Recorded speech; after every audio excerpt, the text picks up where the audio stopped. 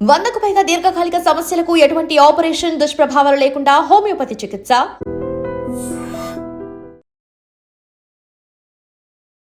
వరంగల్లో ఒక్కసారిగా ఒక కిడ్నాప్ కి సంబంధించిన కేసు నమోదైంది. అది కూడా మట్టెవాడ పోలీస్ స్టేషన్లో కిడ్నాప్ కి సంబంధించిన కేసు. తన కొడుకుని ఎవరో కిడ్నాప్ చేశారంటూ స్థానికంగా ఉండేటటువంటి ఒక వ్యాపారి, ఆయన పేరు వచ్చేసి అశోక్, అండ్ వాళ్ళ అబ్బాయి పేరు వచ్చేసి అబిత్ సోని. సో మా అబ్బాయిని ఎవరో కిడ్నాప్ చేశారు. ఈ అబిత్ సోనికి 32 సంవత్సరాలు. నిన్న సాయంత్రం 7 గంటలకు వీళ్ళు అశోక్ మైదాన్ దగ్గర నుంచి నాకు ఫోన్ కాల్ వచ్చింది. కిడ్నాప్ చేశాం మీ అబ్బాయిని, 10 లక్షలు ఇస్తే గానీ విడిచిపెట్టము అంటూ నాకు ఒక ఫోన్ కాల్ వచ్చింది అంటూ ఇప్పుడు ఈ అశోక్ ఎవరైతే ఉన్నారో అతను మట్టెవాడ పోలీసులకు ఫిర్యాదు చేయడం జరిగింది. ఒక్కసారిగా నగరంలో కిడ్నాప్కి సంబంధించిన కేసు, కిడ్నాప్కి సంబంధించిన కేసు ఎప్పుడైతే నమోదవుతుందో పోలీసులకు అదొక అతిపెద్ద ఛాలెంజ్ అని కూడా చెప్పొచ్చు.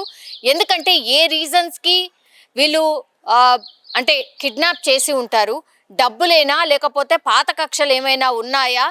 చాలా కేసెస్లో ఏం జరుగుతుంది అని అంటే కిడ్నాప్ అని చెప్తూ ఆ తర్వాత చంపినటువంటి సంఘటనలు చాలా పెద్ద ఎత్తున ఉన్నాయి. మరి ఈ కేసులో ఏం జరుగుంటుంది ఏంటి అనేది వెంటనే మట్టెవాడ పోలీసులు పూర్తిగా టీమ్స్గా ఏర్పడి ఎక్కడి నుంచి అయితే ఈ అశోక్ మైదాన్ ప్రాంతాల్లో ఎప్పుడైతే ఈ ఫోన్ కాల్ వచ్చిందో అక్కడి నుంచి ఆ చుట్టుపక్కల ఉన్నటువంటి అన్ని సీసీ కెమెరాస్ని కూడా వాళ్ళు ఫైండ్ అవుట్ చేయడం, ఎక్కడెక్కడ సీసీ కెమెరాస్ ఉన్నాయి. అట్లాగే ఇప్పుడు వీళ్ళ అబ్బాయి ఎవరైతే ఉన్నారో అబిత్ సోని, ఆయన ఎక్కడ కనిపించాడు, లాస్ట్లో ఆయనతో పాటు ఇంకెవరైనా ఉన్నారా, ఇవన్నీ కూడా వెతకడం స్టార్ట్ చేసినప్పుడు ఎక్కడ కూడా ఎలాంటి సోర్స్ దొరకలేదు.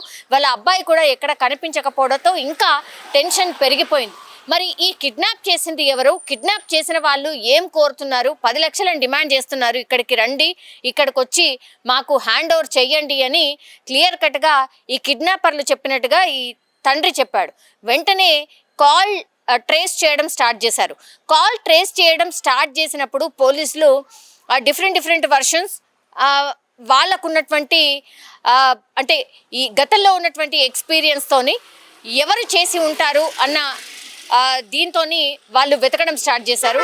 అండ్ కాల్ని ట్రేస్ చేసిన తర్వాత ఈ కాల్ సిగ్నల్ డేటా ఎక్కడ ట్రేస్ అయింది అంటే వరంగల్ శివారు ప్రాంతాల దగ్గరనే ట్రేస్ కావడంతో వెంటనే అక్కడికి వెళ్ళి చాకచక్యంగా వాళ్ళు ఇంప్లిమెంట్ చేసేటటువంటి ప్లాన్ ప్రకారంగానే వీళ్ళు వెళ్ళి రైడ్ చేయడంతో అక్కడ నిజంగా పోలీసులే కాదు వాళ్ళ నాన్న అంటే ఈ అశోక్ ఎవరైతే ఫిర్యాదు చేసిండో నా కొడుకు తప్పిపోయాడని అతను కూడా షాక్ అయిన ఇన్సిడెంట్ కనిపించింది. ఎందుకంటే ఇప్పుడు ఎవరైతే ఈ అబిత్ సోని అనే వ్యక్తి ఎవరైతే ఉన్నారో అంటే వాళ్ళ కొడుకు, అతను ఇంకొక ఫ్రెండ్ అక్కడ ఇప్పుడు ఫోన్ ట్రేస్ అయిన చోట వాళ్ళిద్దరూ దొరకడంతో ఒక్కసారిగా అసలు ఏమైంది ఏంటి, ఇతను ఎందుకు ఇక్కడ ఉన్నాడు, కిడ్నాప్ అయిన వ్యక్తి వీళ్ళతో పాటు ఎందుకున్నాడు అని పూర్తిగా విచారణ చేసినప్పుడు అబిత్ సోని ఒకటే చెప్పిండు, 10 లక్షల రూపాయలు నాకు అప్పు ఉంది, బెట్టింగ్స్లలో నేను చాలా డబ్బును పోగొట్టుకున్నాను,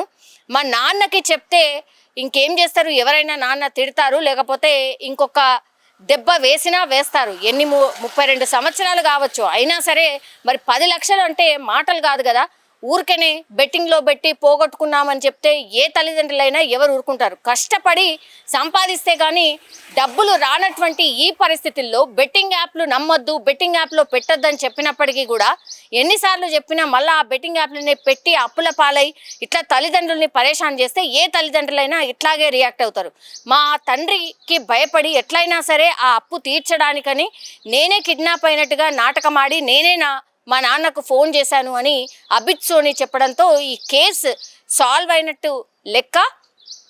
ఆ తర్వాత ఇప్పుడు ఈ అశోక్ అంటే వాళ్ళ తండ్రి ఎవరైతే ఉన్నారో ఒక్కసారిగా ఆయన కూడా ఒక రకంగా ఎవరైనా ఏ తల్లిదండ్రులైనా షాక్ అయిపోతారు. ఏందిది, నా కొడుకే నాకే కాల్ చేసి ఇట్లా డబ్బుల రూపంలో కిడ్నాప్ అయినట్టుగా ఈ నాటకం ఎందుకు ఆడినట్టు ఏంటి అని అంటే సింపుల్ ఒకటే కనిపిస్తోంది ఇక్కడ. ఏంటి అని అంటే అప్పులు చేశాడు, ఫాదర్కి అడగడానికి ధైర్యం లేదు, తిడతారు, మరి ఏం చేయాలి అని అంటే కిడ్నాప్ డ్రామా ఆడి ఆ సొమ్ముని తీసుకెళ్ళి ఆ తర్వాత అప్పులు కట్టేద్దామని అనుకున్నాడు. పోనీ అప్పు కట్టేసిన తర్వాత మరి నేను బెట్టింగ్ చెయ్యను అని అనుకున్నాడా? ఉండదు. డెఫినెట్లీ మళ్ళా ఆ బెట్టింగ్లోనే ఉంటాడు, బెట్టింగ్లోనే యాప్లోనే పైసలు పెడతాడు, మళ్ళీ వెంటనే 10 లక్షలకు 20 లక్షలు సంపాదిస్తాను అన్న థాట్లోనే ఉంటాడు. సో ఈ నాటకం అంతా బయటపడడంతో పోలీసులే కాదు వాళ్ళ ఫ్యామిలీ మెంబర్స్ కూడా అవాక్కైన పరిస్థితి. 32 సంవత్సరాలు, ఏం చిన్న ఏజ్, టీనేజ్ పిల్లాడు కూడా కాదు.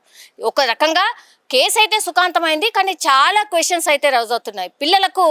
మరి ఇట్లా బెట్టింగ్ యాప్లో పెట్టిన తర్వాత చాలా మంది అయితే ఆత్మహత్య చేసుకుంటున్నారు. లేకపోతే ఇగో రకరకాల మార్గాలు అంటారు కదా, ఇగో ఇట్లా కిడ్నాప్ నాటకం ఆడి వాళ్ళ తండ్రి దగ్గరికి వెళ్ళే కొడుకు 10 లక్షల రూపాయలని ఇట్లా కిడ్నాప్ డ్రామా ఆడి సంపాదిద్దాము అనుకున్నాడంటే బెట్టింగ్ యాప్స్ ఎంత కల్లోలం క్రియేట్ చేస్తున్నాయి అన్ని ఫ్యామిలీస్లో అనేది మనం ఈ ఇన్సిడెంట్ ద్వారా అర్థం చేసుకోవచ్చు. ఏకంగా ఇప్పుడు పోలీసులని బురిడి కొట్టించిండు, అట్లాగే వాళ్ళ ఫ్యామిలీ మెంబర్స్ని కూడా ఈ వ్యక్తి బురిడి కొట్టించినట్టు లెక్క. సో బెట్టింగ్ యాప్స్ని దయచేసి ఎవరు కూడా నమ్మొద్దు. బెట్టింగ్ యాప్స్ అనేవి ఫేక్, అవి కూడా ఇల్లీగల్ అనేది గుర్తుంచుకోవాల్సిందిగా ఒక రిక్వెస్ట్.